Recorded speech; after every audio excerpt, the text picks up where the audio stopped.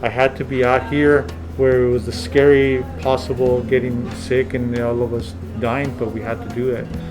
That is the voice of Saul, owner of Calvine Market, a family-owned neighborhood market in Ontario. I spoke to Saul as part of El Sol's three-part series titled Life Under a Pandemic. In this episode, we take a closer look at the life of an essential worker and the impact COVID-19 had on a neighborhood market. Let's get started.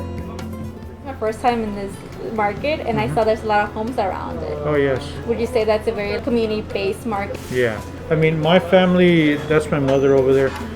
They bought the market here in 1981. Wow. And this market I know has been here like since the 1930s. So we've been here for 40 years. So, we've been seeing families generation after generation and such. And so, yeah, it's a lot of it. There's some commercial in here, but it's mostly homes. And so it's mostly families. Gracias. And so we see a lot of the customers which are just singles or families, and they just come in. So, and it's mostly Latino in the area right now, but we have all flavors, I guess you could say. And Right. you guys been here for a while, but I'm sure like you have never experienced such a thing as COVID-19. It's No. been a year since we've been under some like strict restrictions. Right. How was your experience here at the market when it first started? Well, back in March when everybody started panicking and Right. buying everything up, we had those 2 or 3 days where they came in and just emptied out my store. And it's like, what's happening? It's so crazy. People are just buying everything up, and I usually have my store very nice in stock and extra stuff in the back. But they started buying up all the rice and all the beans and all the pastas. Everything was just going and going. It's like, oh my gosh, this is crazy. So then you kind of put two and two together. It's like, oh, this is what's happening. But my shelves were all emptied out and stuff. And then we started hearing, people are dying, people are getting sick, and we don't know how it's happening. But yeah, we have to come in here and open. We have to be here Right. dealing with people, and we don't know how people were how this was being transmitted and stuff. And so at that time, it was very disheartening coming in every day. It was a stressful idea, stressful environment, because you'd come in and it's like, oh, Right. we're gonna get sick or we're gonna die. My mother, she's in her 70s, Right. and my employees and such. And then in April, I got sick. So Okay. then I had to leave for 24 days. I was off of work, and the store we had to close for about 2 weeks, roughly 15 days, while everybody tested, everybody was negative, and we cleaned and all that stuff that we had to do. Well, they did because I couldn't, so my other family members had to come in and help. And so yeah, those were the early times, the more difficult and scary times. And now I hear people talk about it's so lonely. We were locked up for months and months in our bedrooms, like in our apartments. We couldn't leave, we couldn't go out. And it's like, I'm on the other side of that I had to come out. Right. I had to be out here. So I was on the other side. It's like, okay, my social didn't change. Every it's day I still was still open in the every same morning. hours. I was still here. I still had to do everything. I still had to go buy merchandise. I still have to go into the stores out into LA to buy stuff and bring Right. back. So I have to be out there where you can get sick, and you have to go out there and do it. And so I had to be out there. So I didn't get that lonely, secluded, and locked up thing Kind of because I thing. couldn't be.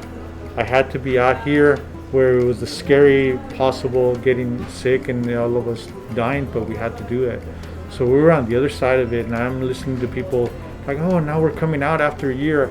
Haven't been able to do anything for a year. It's like, I haven't been able to stop for the year. Right. I wasn't able to, we weren't able to. We had to when I got sick, and then, I got well and, and got unsick, but not well. It took a while for that, but you have to come back when you're still not 100%. Right, because sometimes I think we focus so much on like how the community is being affected that we sometimes forget about the workers that are in the community. Yeah. And then has anyone besides yourself, did anyone else here, employee-wise, experience that Yeah. the symptoms and everything? My cashier, she was sick too, so she was out for about 3 weeks. So we had to deal without her. When I got sick, my other cashier quit. She said, "No, I can't go back." Right. She got scared. I could understand, so she quit. So then I had to deal with one less employee, and then me being out. And luckily, she was okay during that time, so they were able to continue working. And my brother came in to help, and my son was helping here a little bit too at that time. Yeah, and I had already made these shields before I got sick, I had already set up the shields and some of the stuff so that we can be safe. But it would be hard. I mean, it was like at the beginning, it was just so much beginning, demand. yeah, right? yeah, and there's so much to learn and stuff like that. And I think we can see how much like the community relied on you guys, like even from the start, and even now I think nonprofits like Saul are relying on you to like be able to come into the communities and spread the information about the vaccine and about COVID. yes, I know you have a close connection based on what you've been telling me to the community. What did you see for next steps for us to get over this pandemic? Do you think it's just sending out more information about the vaccine, or do we still need to have more sessions with the community about like their concerns? Where do you think the community is at with that? I think that right now, because I ask people all the time, hey, did you get vaccinated? Did you get your vaccine already? It's like, oh yeah, I did. But a lot of people still, no, I didn't. I'm afraid. I'm not sure. I don't know if it's going to be okay. I don't know if there's going to be any side effects. I'm not sure if I should do it. You know, so I get a lot of that from people, and also I don't know how. I don't know how to set up. Where do you go? How do you get the appointment and stuff? And I go, well, I did it, and I told them, and I've written it down many times. Here's the website. Go there and set it up. I've actually sat here with people on my phone. I go, come on, we're gonna do it right now. And I've encouraged my employees. They've done it with people too. You know, they'll oh, come on, we'll do it really quick. It takes 5 minutes. You know, and we've helped people to just get the appointment and get over there and go and do it. You know, and stuff like that. So I think that's a big hump. That people not sure about the vaccine and how safe it is, how to set up an appointment, where to go, you know, and then also they've come up with like, can I do it? You know, and they won't say why, but it's obviously because they're illegal immigrants. It's like, yes, I go, don't worry, they don't ask you that, you know, that's not a problem.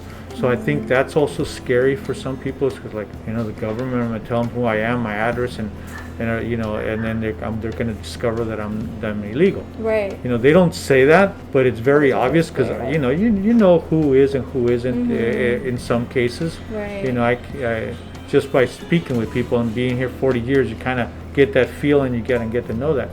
So it's like, I encourage people, no, don't worry about it. That's not what it is. Right. So I think those aspects right there, I think, are very important still to kind of get that out.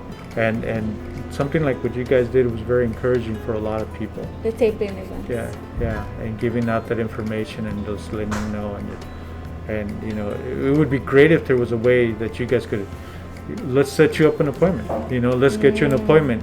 Right. That would have been awesome, you better. know, if you'd have been able to. Obviously, that's difficult to do and be close to people and stuff, but, you know. But I mean, that's a good way to like improve on our side, because I think it is something that we can do, because right now we just started working with like Kaiser Permanente and Loma Linda and having those vaccines out. Yeah. So we have those vaccines available, and I think in the future having those tabling events with those appointments ready would work. A few weeks after my interview with Saul, community health workers at El Sol Neighborhood Educational Center started scheduling appointments for COVID-19 vaccines at Ilocos Swami. This was done as an effort to increase access to vaccines in hard-hit communities. This episode was brought to you by El Sol Neighborhood Educational Center.